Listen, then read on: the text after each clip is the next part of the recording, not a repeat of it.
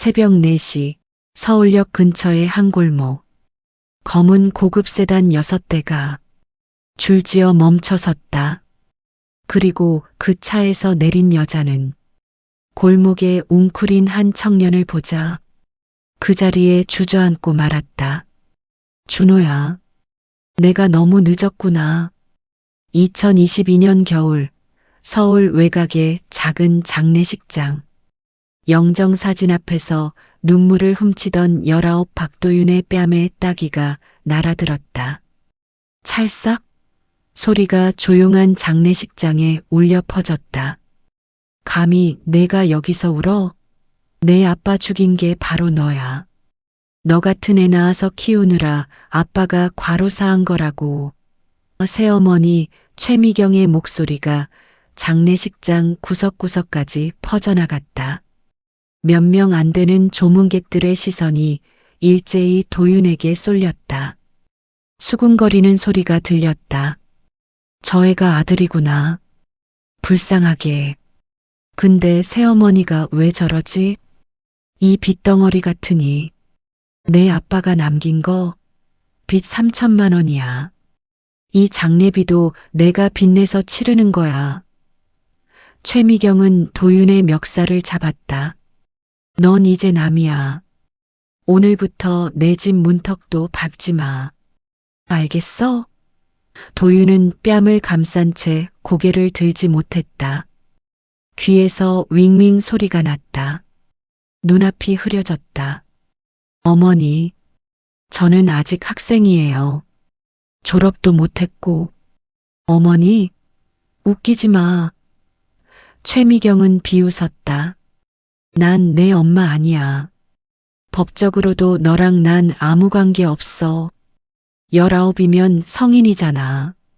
알아서 살아. 고아원? 그런데도 나이 제한 있어. 넌 이제 어른이야.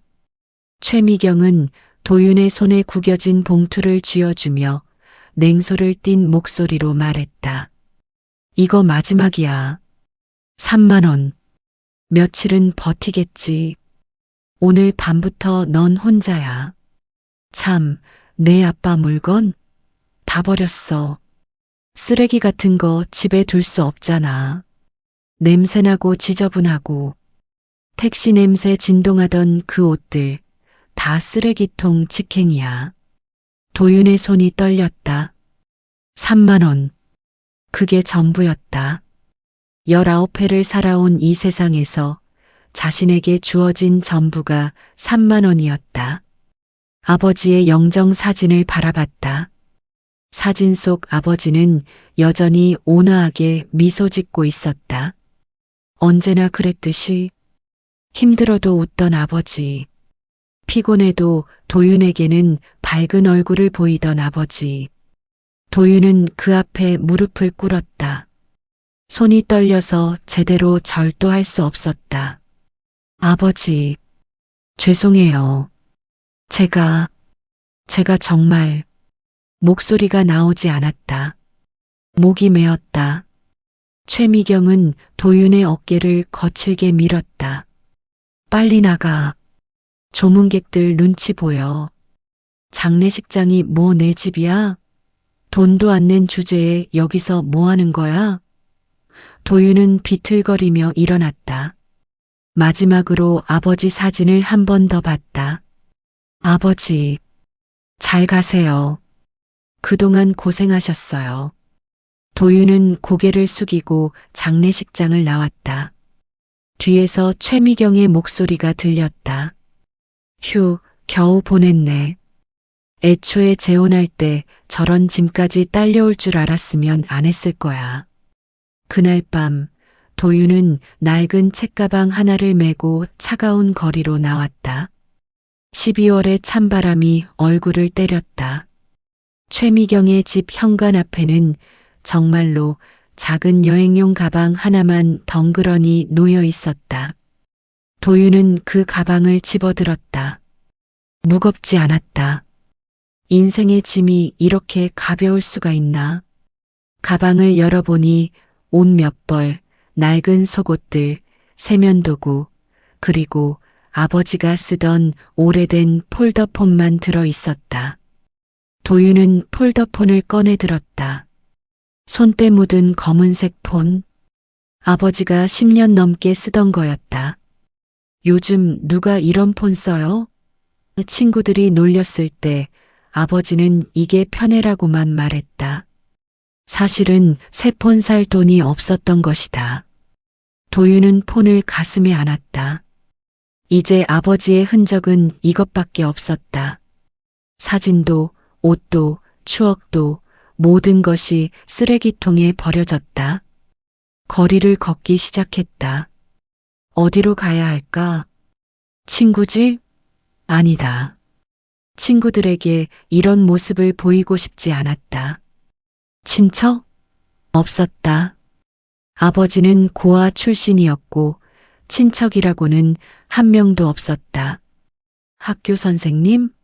학교는 이미 졸업 시즌이었고 선생님들과 그렇게 친하지도 않았다. 도윤은 그제야 깨달았다. 자신은 정말로 혼자라는 것을, 이 세상에 의지할 사람이 단 한 명도 없다는 것을. 지하철역으로 향했다.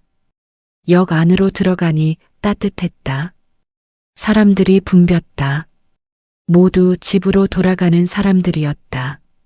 따뜻한 집, 기다리는 가족, 준비된 저녁. 도윤에게는 그 어떤 것도 없었다. 벤치에 앉아 지갑을 꺼냈다. 3만 원권 3장. 이걸로 얼마나 버틸 수 있을까? 하루에 10,000원씩 쓴다면 3일. 5,000원씩 아껴 쓴다면 6일. 그리고 그 후에는 스마트폰으로 검색을 시작했다. 찜질방. 제일 싼 곳이 10,000원이었다. 하룻밤을 보낼 수 있는 곳. PC방은 더 싸다. 시간제로 끊으면 몇천 원이면 됐다. 밤새 앉아 있을 수 있다. 도윤은 계산기를 두드렸다. 최대한 아껴 쓴다면 일주일은 버틸 수 있을 것 같았다. 그 일주일 동안 알바 자리를 구하면 된다. 그렇게 마음을 먹었다. 근처 찜질방을 찾았다. 24시 불안증막 사우나라는 간판이 보였다. 들어가서 계산대에 10,000원을 냈다. 학생? 직원이 물었다. 네. 학생증 있어? 네. 도윤은 가방에서 학생증을 꺼냈다. 직원은 학생증을 보더니 고개를 끄덕이고 입장 팔찌를 줬다. 찜질방 안으로 들어갔다. 탈의실에서 옷을 갈아입고 안으로 들어가니 더운 공기가 얼굴을 감쌌다. 찜질방 구석 자리를 찾아 앉았다. 주변을 둘러봤다. 중년 남자들이 여럿 누워 있었다. 노숙자처럼 보이는 사람들도 있었다. 비닐봉지에 짐을 담고 구석에 자리를 잡고 누워 있는 사람들. 도윤은 그제야 깨달았다. 자신도 이제 저들과 다르지 않다는 것을. 갈 곳 없는 사람, 의지할 곳 없는 사람, 하루하루 버티는 사람. 배가 고팠다. 아침부터 아무것도 먹지 못했다. 장례식장에서 나온 후 입맛이 없어서 아무것도 먹지 못했던 것이다. 하지만 돈을 아껴야 했다. 찜질방 자판기를 봤다. 라면 3,000원, 김밥 4,000원. 도윤은 고민 끝에 자판기 앞을 지나쳤다. 참아야 했다. 내일 아침에 편의점 가서 제일 싼 걸 사 먹으면 됐다. 밤이 깊어졌다. 찜질방의 불이 어두워지고 사람들이 하나둘 잠들기 시작했다. 코 고는 소리, 뒤척이는 소리, 기침 소리. 도윤은 눈을 감았지만 잠이 오지 않았다. 아버지의 얼굴이 자꾸만 떠올랐다. 아버지는 항상 피곤한 얼굴이었다. 밤늦게까지 택시를 운전하고 돌아와서도 도윤에게 밥 먹었어? 하고 물었다. 항상 도윤 걱정만 했다. 도윤아, 학교 어땠어? 친구들이랑 잘 지내? 공부는 어려운 거 없어? 아버지는 자신의 힘든 이야기는 한 번도 하지 않았다. 택시 손님한테 욕먹은 이야기도, 하루 종일 운전해서 허리가 아픈 이야기도, 돈이 부족해서 끼니를 거르는 이야기도, 그냥 항상 웃으면서 아빠는 괜찮아. 도윤이만 잘 크면 되라고 말했다. 도윤아, 너는 꼭 대학 가야 해. 아빠처럼 살면 안 돼. 공부 열심히 해서 좋은 회사 들어가. 그 말이 아버지의 마지막 당부였다. 도윤은 눈물을 흘렸다. 소리 없이 조용히. 주변 사람들이 깰까봐 소리를 죽였다. 베개에 얼굴을 묻고 울었다. 아버지, 미안해요. 제가 잘할게요. 꼭 잘할게요. 대학도 갈게요. 아빠가 바라던 대로 살게요. 그러니까 제발. 하지만 아버지는 돌아올 수 없었다. 영원히. 다음 날 아침 도윤은 몸이 무거운 채로 일어났다. 제대로 자지 못한 탓이었다. 씻고 옷을 갈아입고 찜질방을 나왔다. 밖은 여전히 추웠다. 근처 편의점으로 갔다. 삼각김밥 코너 앞에 섰다. 제일 싼 게 1,500원이었다. 도윤은 참치김밥 하나를 집어들었다. 그리고 우유 하나. 3,000원. 계산을 하고 편의점 앞 테이블에 앉아 먹었다. 차가운 김밥이 목구멍으로 넘어갔다. 맛이 없었다. 하지만 먹어야 했다. 살아야 했다. 스마트폰으로 구직 사이트를 검색했다. 편의점 알바, 주유소 알바, 음식점 알바, 학력 무관이라고 쓰여 있는 곳에 전화를 걸기 시작했다. 첫 번째 전화. 여보세요. 거기 알바 구인 공고 보고 전화드렸는데요. 네, 학력이 어떻게 되세요? 고졸 예정입니다. 아, 죄송한데요. 저희는 대졸 이상만 뽑거든요. 네. 전화가 끊겼다. 두 번째 전화. 여보세요. 편의점 알바 자리. 경험 있어요? 아니요, 없습니다. 그럼 힘들겠네요. 요즘 경력자도 많은데. 배우면 안 될까요? 글쎄요, 저희가 교육시킬 시간이 없어서요. 전화가 끊겼다. 세 번째, 네 번째, 다섯 번째. 모두 같은 대답이었다. 학력 부족, 경험 부족, 나이 어림. 도윤은 전화를 끊고 한숨을 쉬었다. 생각보다 일자리를 구하는 게 어려웠다. 아버지가 사회는 냉혹하다고 말했던 게 이런 뜻이었구나. 하루가 지나고 이틀이 지나고 일주일이 지났다.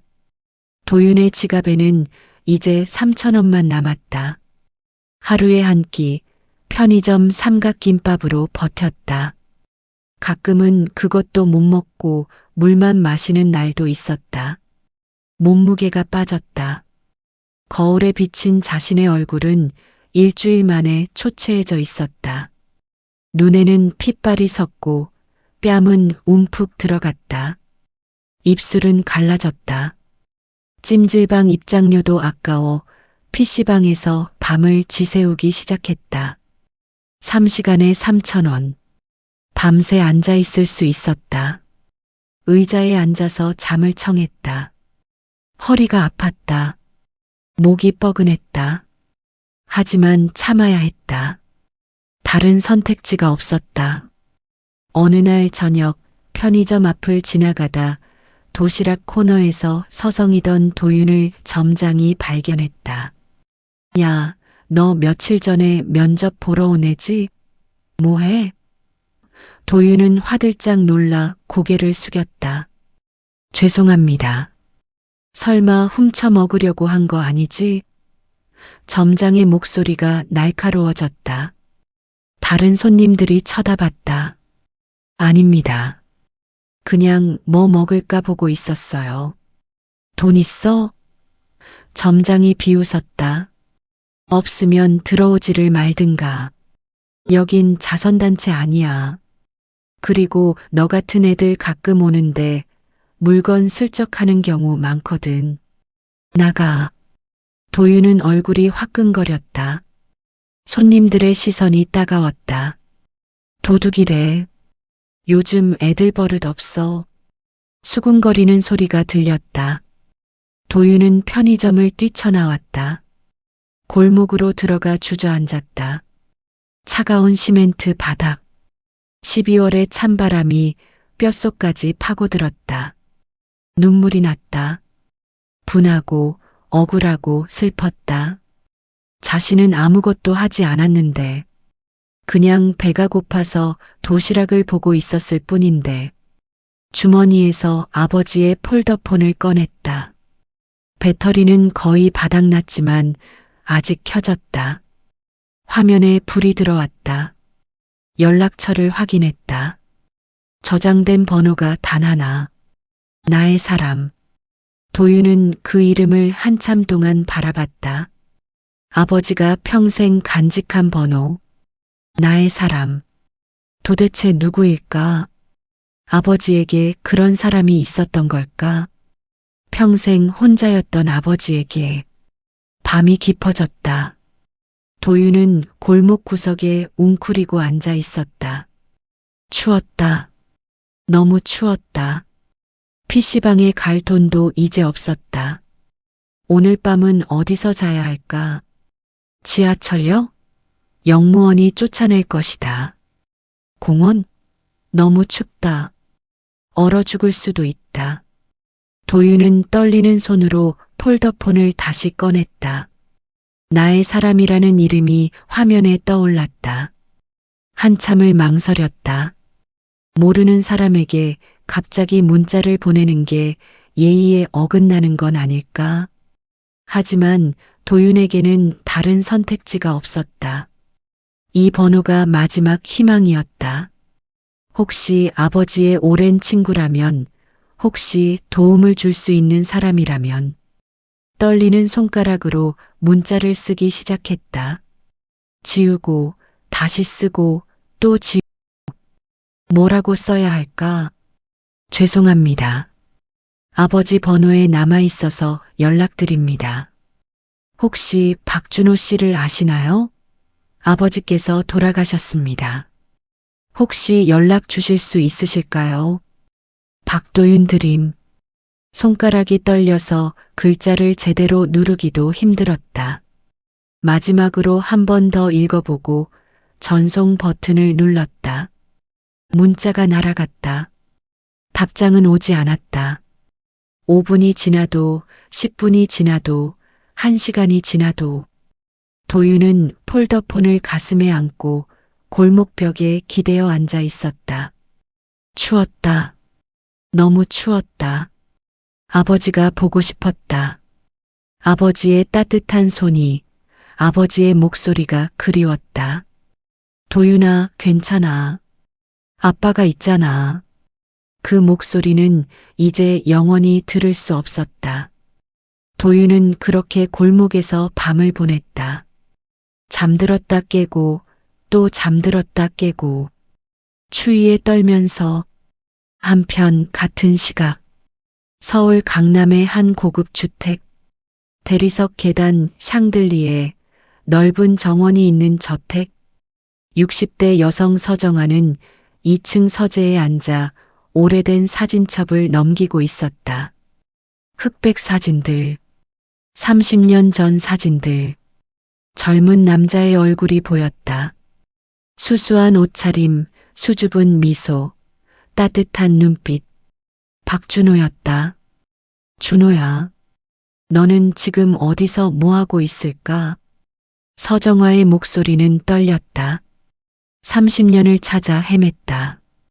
사설 탐정을 고용하고 경찰에 수소문하고 온갖 방법을 다 써봤지만 박준호는 마치 세상에서 증발한 것처럼 흔적이 없었다. 전화번호는 진작에 바뀌었고 주소도 사라졌다. 심지어 이름도 바꿨는지 주민등록 조회에도 나오지 않았다. 서정아는 사진을 쓰다듬었다. 내가 날 지키려고 숨은 거지. 내 가족들이 무서워서. 그래서 모든 걸 지운 거지. 눈물이 흘러내렸다. 바보 같은 사람. 나한테 연락하면 됐잖아. 내가 이미 강해졌다고 말해주면 됐잖아. 내 가족들 이제 아무것도 못해. 내가 더 강하니까. 그런데 왜 끝까지 나타나지 않는 거야? 서정아는 국내 3대 물류유통 그룹 제네시스 홀딩스의 회장이었다.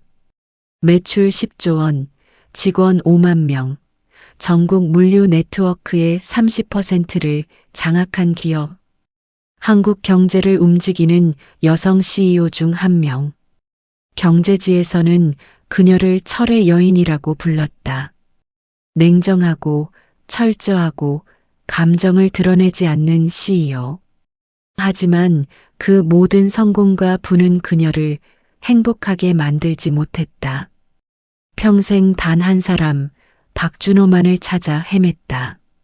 그는 그녀가 가장 힘들었던 시절 유일하게 손을 내밀어준 사람이었다.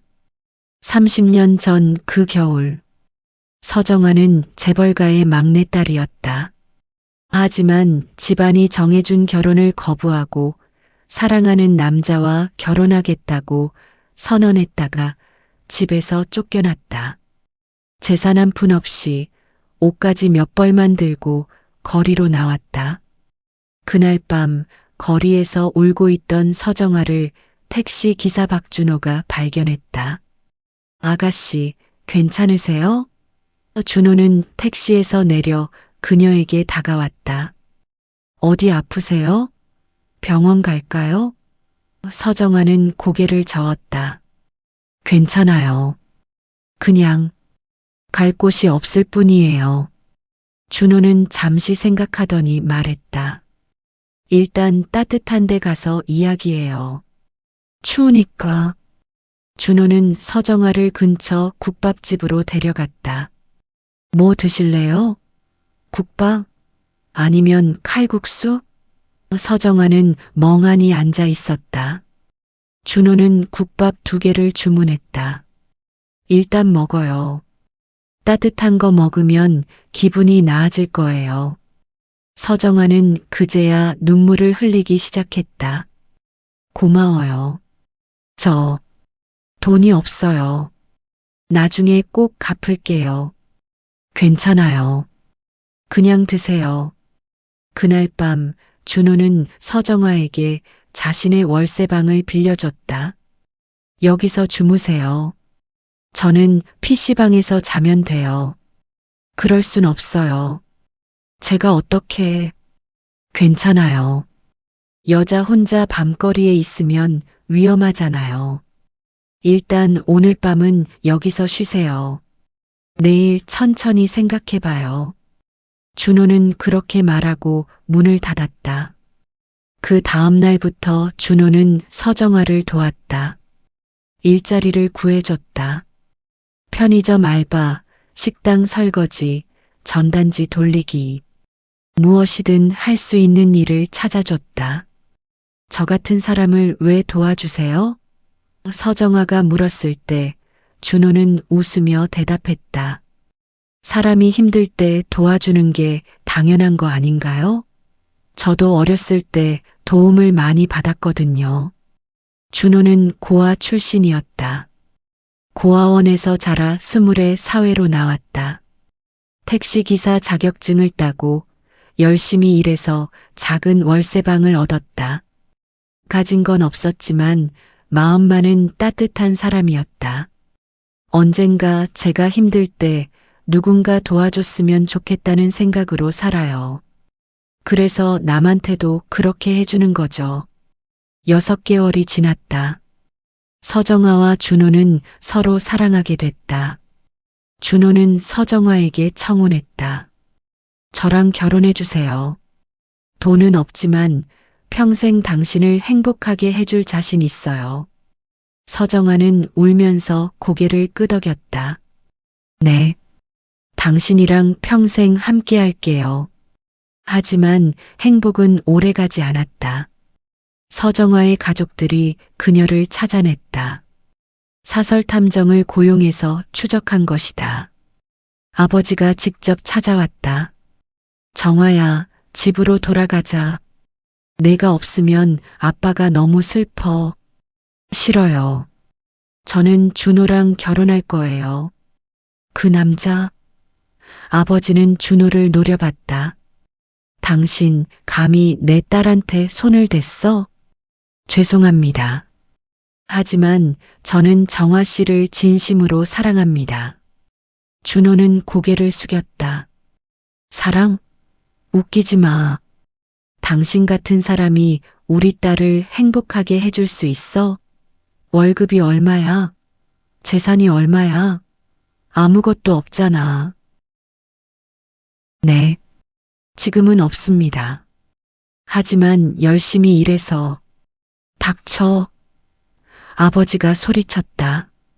그 다음 날 준호에게 협박 전화가 걸려왔다. 당신 사업 망하게 만들 수 있어. 당신 가족들도 다칠 수 있어. 정화한테서 손 떼. 준호는 놀랐다. 저는 가족이 없습니다. 그럼 당신 직장은? 택시 회사에서 잘리고 싶어? 다시는 운전일 못하게 만들 수도 있어. 협박은 계속됐다. 서정아는 그 사실을 알게 됐다. 그리고 결심했다. 준호를 지키기 위해 떠나기로.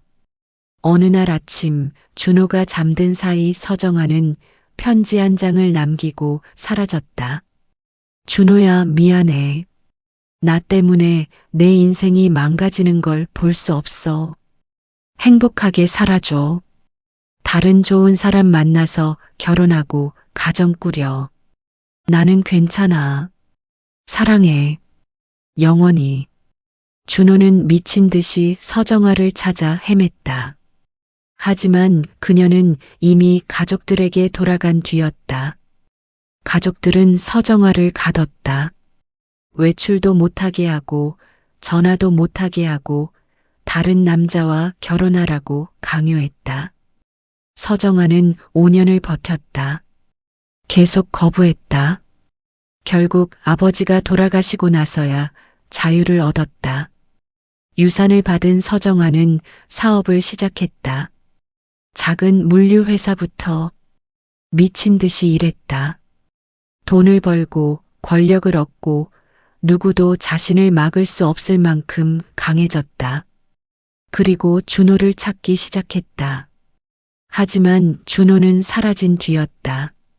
이름도 주소도 전화번호도 모든 것이 바뀌어 있었다. 서정아는 30년 동안 단 하나의 전화번호를 유지했다. 혹시 준호가 연락할까봐. 하지만 30년 동안 단 한 통의 전화도, 단 한 통의 문자도 오지 않았다. 서정아는 그 번호로 매일 밤 문자를 보냈다. 준호야, 나야. 어디 있어? 잘 지내? 하지만 답장은 없었다. 그리고 오늘 밤 30년 만에 처음으로 그 번호로 문자가 왔다.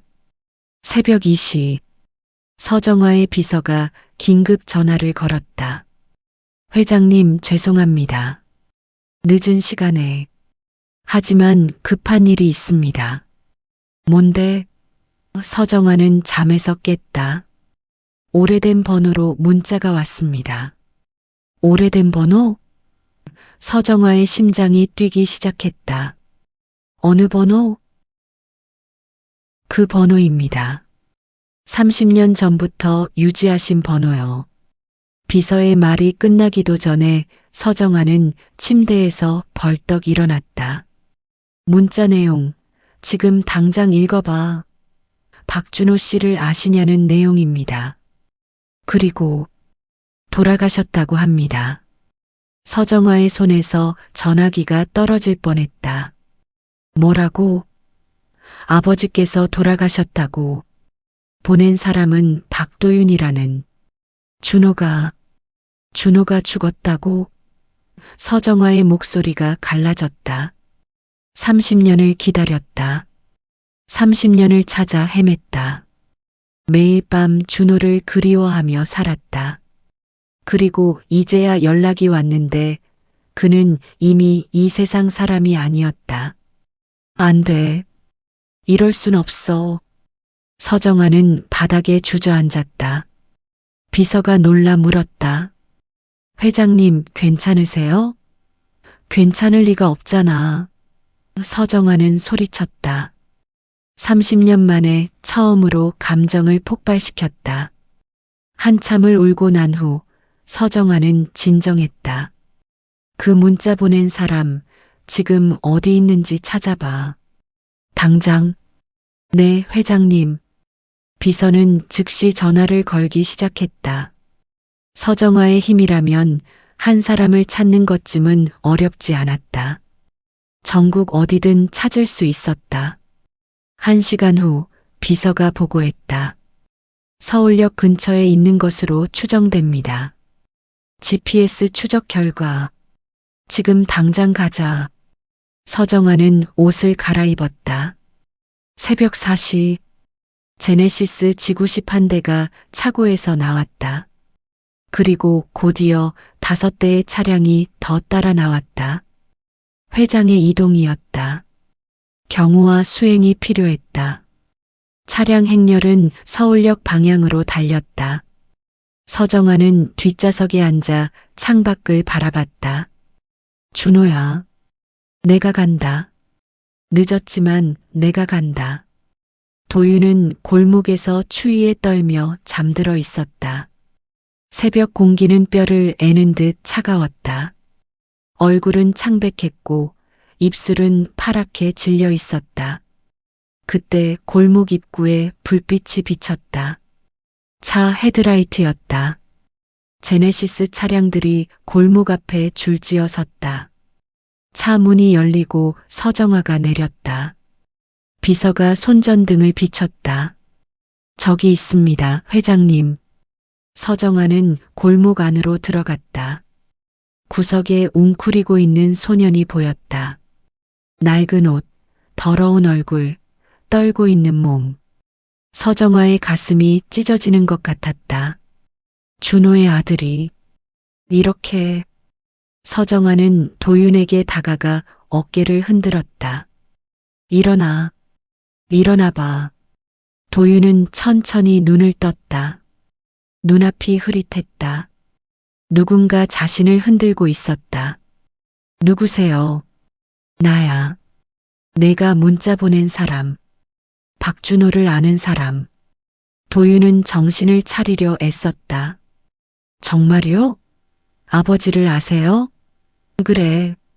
알고 말고. 서정아의 목소리가 떨렸다. 일단 일어나자.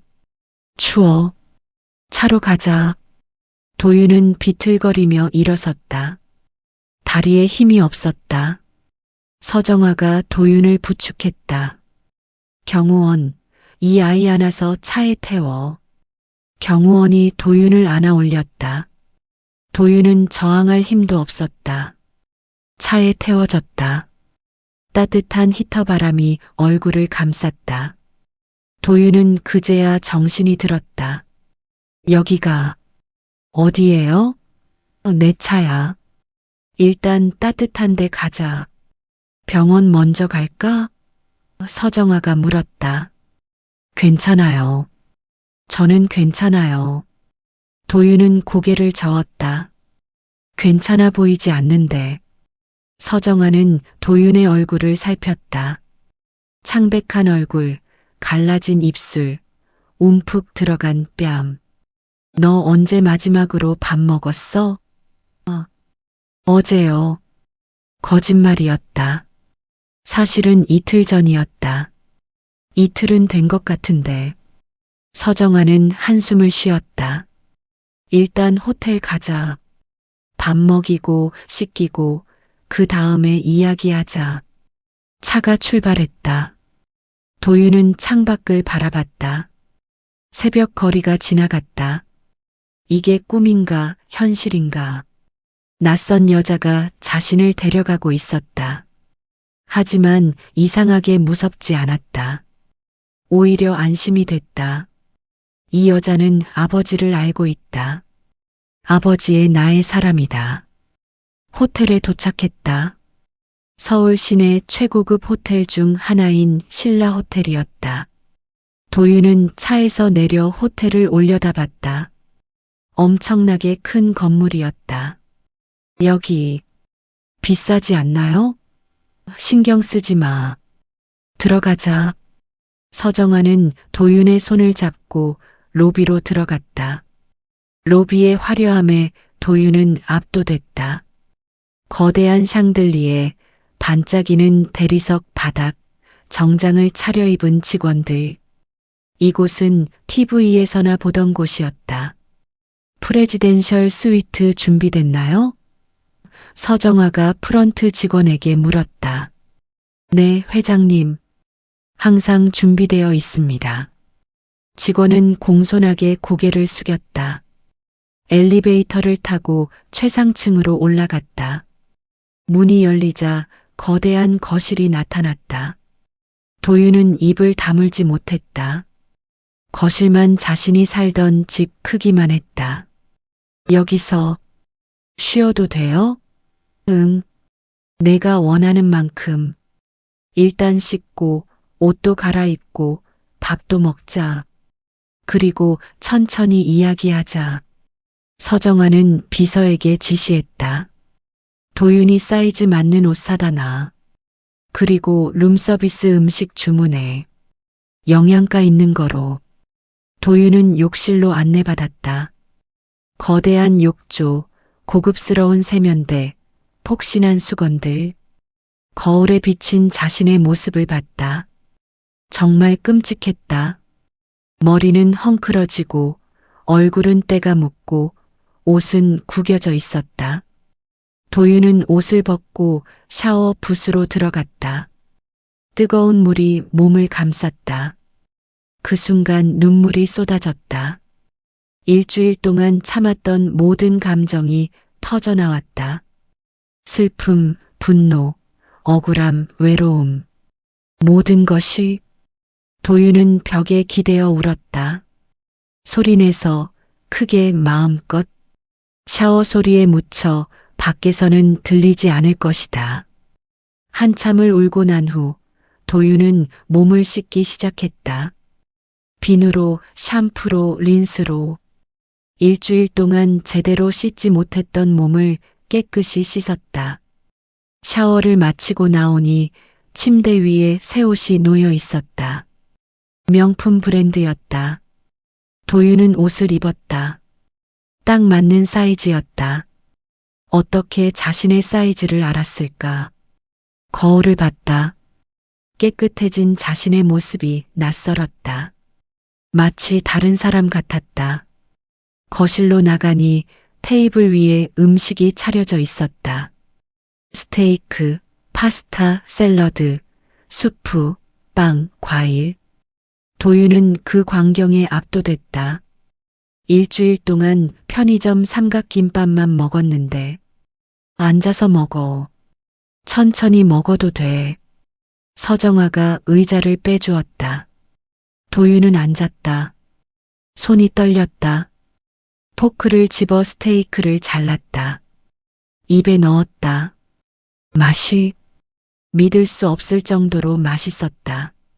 부드럽고 육즙이 풍부하고 간도 완벽했다. 도윤은 눈물을 참으며 먹었다. 파스타도 수프도 모든 것이 너무 맛있었다. 배가 고파서 정신없이 먹었다. 서정아는 그 모습을 지켜보며 미소 지었다. 하지만 눈에는 눈물이 고여 있었다. 천천히 먹어. 체해. 서정아가 물을 건넸다. 도윤은 물을 마셨다. 그리고 다시 먹기 시작했다. 한참을 먹고 나서야 도윤은 포크를 내려놓았다. 감사합니다. 정말 감사합니다. 괜찮아. 더 먹어도 돼. 배불러요. 서정아는 도윤 맞은편에 앉았다. 이제 이야기 좀 할까? 네. 도윤은 고개를 끄덕였다. 일단 자기소개부터 할게. 나는 서정아야. 제네시스 홀딩스라는 회사 회장이야. 제네시스 홀딩스요? 도윤은 그 이름을 들어본 적이 있었다. TV 광고에서 본 것 같았다. 내 아버지, 박준호.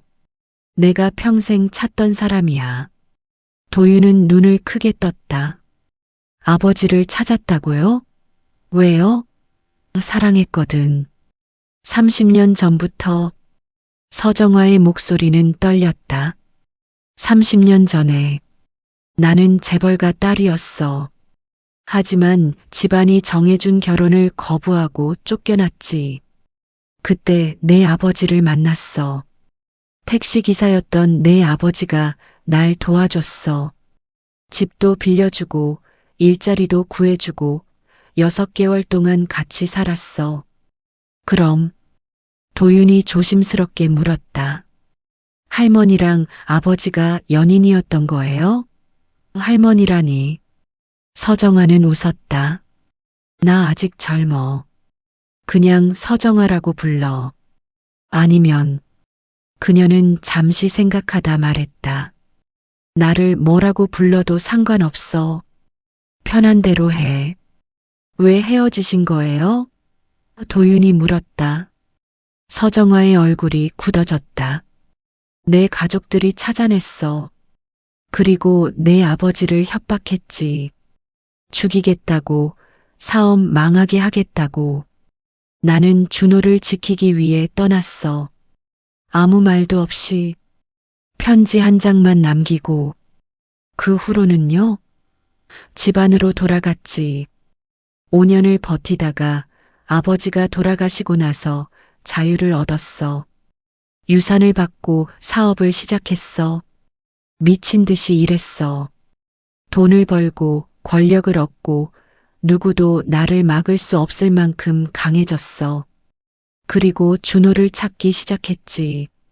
하지만 서정아의 눈에 눈물이 고였다. 찾을 수 없었어. 30년 동안 아버지가 숨으셨나 봐요. 도윤이 말했다. 할머니를 지키려고. 그래, 그랬을 거야. 서정아는 눈물을 닦았다. 바보 같은 사람. 나한테 연락하면 됐는데. 내가 이미 강해졌다고 말해주면 됐는데. 하지만 끝까지 나타나지 않았어. 그리고 이제 서정아는 더 이상 말을 잇지 못했다. 도윤도 울기 시작했다. 아버지는 저한테 과거 얘기를 안 하셨어요. 누가 물어봐도 그냥 평범하게 살았어라고만 하셨어요. 친구도 없었고 친척도 없었어요. 그냥 저랑 둘이서만 살았어요. 내가 있어서 준호는 행복했을 거야. 서정아가 말했다. 나는 없었지만 너는 있었으니까. 한참을 함께 울고 난 후 서정아가 물었다. 장례는 언제 치렀어? 일주일 전이요. 묘는? 근처 공동묘지요. 새어머니가 제일 싼 데로 골랐대요. 서정아의 표정이 굳어졌다. 새어머니? 준호가 재혼했어? 네. 3년 전에요. 그 사람은 지금 어디 있어? 모르겠어요. 저를 쫓아낸 후로 연락이 없어요.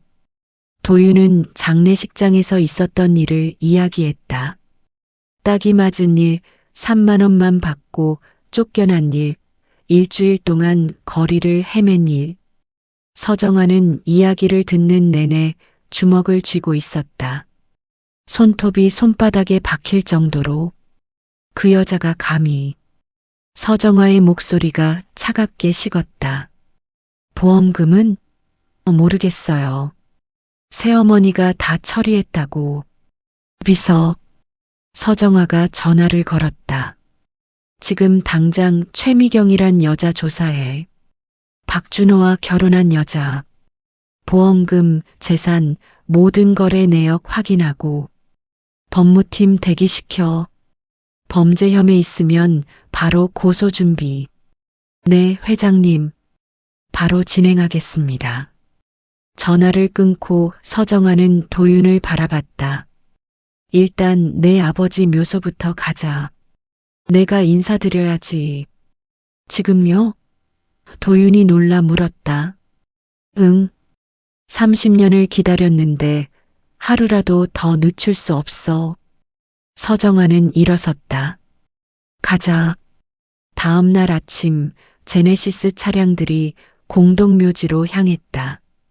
도윤과 서정아는 나란히 뒷좌석에 앉아 있었다. 묘지에 도착했다. 도윤이 아버지 묘로 안내했다. 언덕 위 구석진 곳에 초라한 묘비가 있었다. 이름만 새겨져 있었다. 박준호. 그게 전부였다. 서정아는 묘비 앞에 무릎을 꿇었다. 손으로 묘비를 쓰다듬었다. 준호야. 나야. 정아. 그녀의 목소리가 떨렸다. 미안해. 너무 늦었어. 30년을 찾았는데 이렇게 만나게 될 줄은 몰랐어. 서정아는 이마를 묘비에 대고 울기 시작했다. 나 때문에 힘들었지? 나 때문에 숨어 살았지? 미안해. 정말 미안해. 나는 내가 행복하게 사는 줄 알았어. 다른 여자 만나서 가정 꾸리고 웃으면서 사는 줄 알았어. 그래서 참았어. 내 그리움 참고, 내 사랑 참고, 그냥 내가 행복하기만 바랐어. 근데 넌 혼자였구나. 힘들게 살았구나. 택시 운전하면서 아들 하나 키우느라 고생했구나. 서정아는 땅을 치며 울었다. 내가 있었으면, 내가 옆에 있었으면 이렇게 안 됐을 텐데. 도윤도 옆에서 함께 울었다. 두 사람은 한참을 그렇게 묘 앞에 앉아 있었다. 차가운 땅바닥에, 겨울바람 속에. 하지만 아무도 일어나지 않았다. 준호와 함께 있고 싶었다. 1시간 후 서정아는 진정하고 일어났다. 눈이 퉁퉁 부어 있었다. 도윤아. 네. 내 아버지 여기 둘 수 없어. 제대로 된 곳으로 모셔야지. 좋은 전망에, 좋은 자리에. 준호가 편히 쉴 수 있는 곳으로. 하지만 돈 걱정하지 마. 내가 다 할게. 며칠 후 비서가 조사 결과를 가지고 왔다. 서정아와 도윤은 호텔 스위트룸에서 보고를 들었다. 최미경, 조사 결과입니다. 비서가 서류를 펼쳤다. 생각보다 심각합니다. 뭐가 나왔어? 서정아가 물었다. 첫째, 보험금 사기. 고인의 사망 보험금은 5천만 원이었습니다. 최미경 씨는 이를 전액 수령했습니다. 도윤 씨에게는 빚만 있다고 거짓말했습니다. 5천만 원? 도윤이 놀라 소리쳤다. 그 돈이 어디 갔어요? 이미 사용했습니다.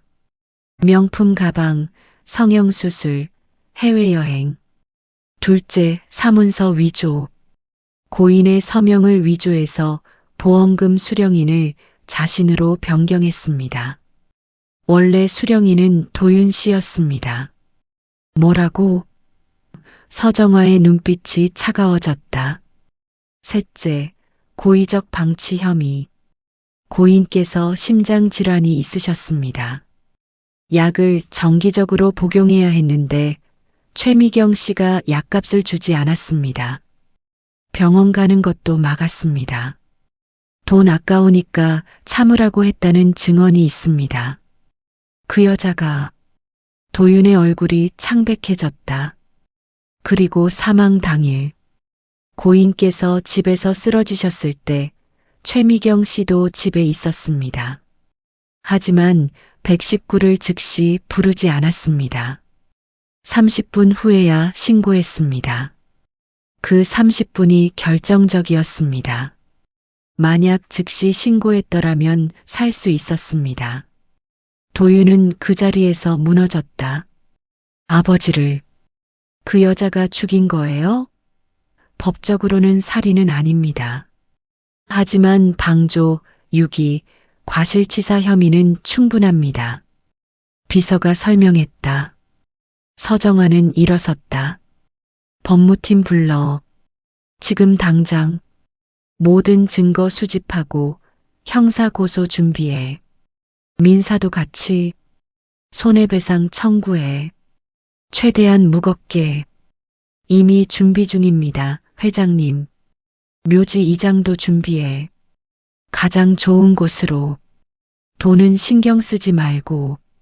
네, 회장님. 일주일 후 최미경은 경찰에 체포됐다. 보험금 사기, 사문서 위조, 고의적 방치로 인한 과실치사. 뉴스에 크게 보도됐다. 택시기사 사망 사건, 재혼 아내 혐의 드러나 5천만 원 보험금 편취, 미성년 의부사들 거리로 내몰아. 재판이 시작됐다. 도윤과 서정아는 방청석에 앉아 있었다. 최미경은 피고석에 앉아 고개를 숙이고 있었다. 화려한 옷은 벗고 죄수복을 입고 있었다. 검사가 기소 내용을 읽어 내려갔다. 하나하나가 충격적이었다. 피고인은 고인 박준호 씨와 재혼한 후 보험금을 노렸습니다. 고인의 서명을 위조해 보험금 수령인을 자신으로 변경했고 고인이 사망하자 즉시 보험금을 청구했습니다. 5천만 원 전액을 수령한 후 이를 개인 용도로 사용했습니다. 또한 피고인은 고인의 친아들인 박도윤 씨를 장례식장에서 폭행하고 쫓아냈습니다. 미성년자인 도윤 씨에게 3만 원만 주고 거리로 내몰았습니다. 고인의 유품도 모두 폐기했습니다. 가장 심각한 것은 피고인이 고인의 건강을 고의로 방치했다는 것입니다.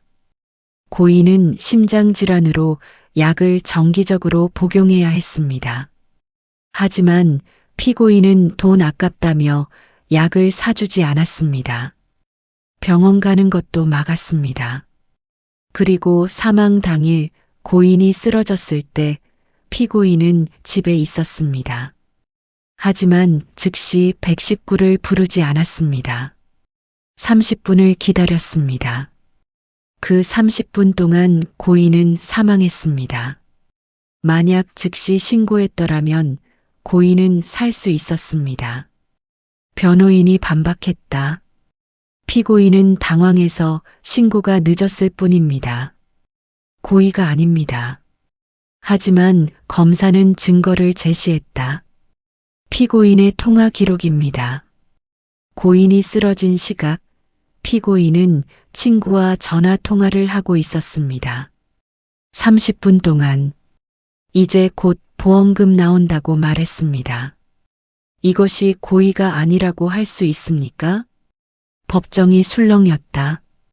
방청객들이 웅성거렸다. 판사가 망치를 두드렸다. 정숙. 최미경은 고개를 숙인 채 떨고 있었다. 증인 신문이 시작됐다. 도윤이 증인석에 섰다. 증인, 피고인과의 관계를 말해주세요. 제 아버지의 재혼 상대였습니다. 장례식장에서 무슨 일이 있었나요? 도윤은 떨리는 목소리로 말했다. 저를 때렸습니다. 그리고 쫓아냈습니다.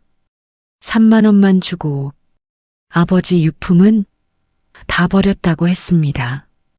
쓰레기 같다고. 도윤의 눈에 눈물이 고였다. 아버지가 평생 모은 사진도 옷도 모든 게 사라졌습니다. 그 후 어떻게 지냈나요? 거리에서 잤습니다. 일주일 동안 찜질방, PC방, 골목. 갈 곳이 없었습니다. 방청석에서 흐느끼는 소리가 들렸다. 서정아도 눈물을 흘리고 있었다. 판사도 표정이 굳어 있었다. 최미경의 변호인이 반대 신문을 했다. 증인, 피고인이 증인을 미워한 이유가 있지 않습니까? 모르겠습니다. 증인이 말을 안 듣거나 문제를 일으킨 적은 없습니다. 저는 항상 조용히 지냈습니다. 피고인이 증인을 때린 것은 처음입니까? 아닙니다. 도윤이 고개를 숙였다. 전에도 여러 번 있었습니다. 아버지께서는 아셨나요? 아니요. 제가 말하지 않았습니다. 아버지가 걱정하실까봐. 왜 걱정하셨나요? 아버지는 저 때문에 재혼하신 거였습니다. 제게 엄마가 필요하다고 생각하셨던 거죠. 그런데 제가 힘들다고 하면 아버지가 자책하실 것 같았습니다. 방청석이 다시 술렁였다. 판사가 증인 신문을 마쳤다. 도윤은 증인석에서 내려와 자리로 돌아왔다. 서정아가 도윤의 손을 잡았다. 잘했어. 용감했어. 다음은 최미경의 친구가 증인으로 나왔다. 증인, 피고인과 무슨 이야기를 나눴습니까? 전화로 보험금 이야기를 했습니다. 구체적으로 남편이 죽으면 5천만 원 나온다고, 그럼 빚도 갚고 여행도 갈 수 있다고. 그 말을 언제 했나요? 남편이 쓰러진 날입니다. 시각은 저녁 7시쯤이었던 것 같습니다. 그때 피고인의 남편은 집에서 쓰러져 있었다고 합니다. 통화 중에도 그 이야기를 했습니다. 뭐라고 했습니까? 증인은 고개를 숙였다. 이제 곧 끝날 것 같아. 119 부르면 살릴 수도 있겠지만 그럼 또 돈 들잖아. 그렇게 말했습니다. 법정이 충격에 빠졌다. 방청객들이 소리쳤다. 살인이잖아. 어떻게 그럴 수가. 판사가 여러 번 망치를 두드려야 정숙이 됐다. 최미경은 그제야 얼굴을 들었다. 저는 그냥 뭡니까? 검사가 날카롭게 물었다. 돈이 필요했어요. 그 남자는 어차피 오래 못 살 것 같았고, 제 인생도 생각해야 하잖아요. 제 인생? 검사는 비웃었다. 피고인은 결혼할 때 맹세하지 않았습니까? 아프거나 건강할 때나 함께 하겠다고. 그건 형식적인 거잖아요. 형식적이라고요? 네. 사랑 같은 거 없었어요. 그냥 편하게 살고 싶어서 결혼한 거예요. 최미경의 말에 방청석이 다시 술렁였다. 그럼 왜 결혼했습니까? 돈 때문이에요. 그 남자 택시 기사잖아요. 매달 수입 있잖아요. 저는 일하기 싫었어요. 그래서 결혼한 거예요. 의부사들은 귀찮았어요. 밥 해주고 빨래하고 왜 제가 남의 자식까지 돌봐야 해요? 최미경은 이제 모든 걸 털어놓기 시작했다. 장례식장에서 쫓아낸 것도 당연한 거 아니에요? 저랑 무슨 상관이에요? 제 자식도 아닌데. 검사는 서류를 펼쳤다. 피고인, 이것이 무엇입니까? 뭔데요? 피고인이 구매한 물품 목록입니다. 보험금을 받은 후 한 달 동안 명품 가방 3개, 총 1,500만 원. 성형수술 800만 원. 해외여행 500만 원. 자동차 2천만 원. 합계 약 5천만 원입니다. 그게 뭐 어때서요? 제 돈인데. 제 돈이라고요? 그 돈은 고인이 평생 보험료 내서 모은 돈입니다. 고인의 아들을 위한 돈입니다. 검사의 목소리가 커졌다. 재판은 몇 주 동안 계속됐다. 증거가 차례로 제시됐고 증인들이 계속 나왔다. 이웃들, 택시회사 동료들, 병원 관계자들 모두 같은 이야기를 했다. 박준호는 좋은 사람이었다. 아들을 위해 헌신한 사람이었다. 그리고 최미경은 그를 이용한 사람이었다. 마침내 선고 날이 왔다. 법정은 사람들로 가득 찼다. 언론사 카메라도 여럿 설치되어 있었다. 판사가 선고문을 읽기 시작했다. 피고인 최미경에게 징역 7년을 선고합니다. 피고인은 고인과 결혼한 후 처음부터 보험금을 노렸습니다. 고인의 건강을 고의로 방치했고 사망 시 즉시 신고하지 않아 사망에 이르게 했습니다. 이는 미필적 고의에 의한 살인에 준하는 행위입니다. 또한 보험금을 사치하고 서류를 위조하고 미성년자를 학대하고 유기했습니다. 이 모든 죄를 종합하여 징역 7년을 선고합니다. 보험금 전액은 유족인 박도윤에게 반환하고 손해배상금 2억 원을 추가로 지급하도록 합니다. 최미경은 그 자리에서 무너졌다. 싫어요. 7년이나요? 너무 많아요. 하지만 판사는 차갑게 말했다. 오히려 적습니다. 한 사람의 생명을 경시하고 미성년자를 학대한 죄는 그 이상의 형을 받아 마땅합니다. 하지만 법의 한계 내에서 최대한 무겁게 선고했습니다. 법정을 나오면서 도윤은 서정화에게 물었다. 7년. 충분한 걸까요? 부족하지. 하지만 법이 할 수 있는 최선이야. 서정화는 도윤의 어깨를 안았다. 이제 내 아버지는 편히 쉴 수 있을 거야. 정의가 이루어졌으니까. 몇 달 후 박준호의 묘는 서울 근교의 고급 추모공원으로 이장됐다. 넓은 잔디밭, 나무들이 우거진 언덕, 멀리 산이 보이는 전망 좋은 곳. 묘비도 새로 만들었다. 검은 대리석에 금빛 글씨. 영원한 사랑, 박준호. 당신을 사랑한 정화와 도윤이 그리워하며. 이장식 날 도윤과 서정화는 새 묘 앞에 섰다. 도윤은 대학 합격 통지서를 묘 앞에 놓았다. 서울대학교 경영학과. 아버지가 바라던 곳이었다. 아버지, 합격했어요. 제가 해냈어요. 아버지가 바라던 대로. 옆에는 서정화가 직접 싼 김밥도 놓여 있었다. 아버지가 좋아하던 참치김밥.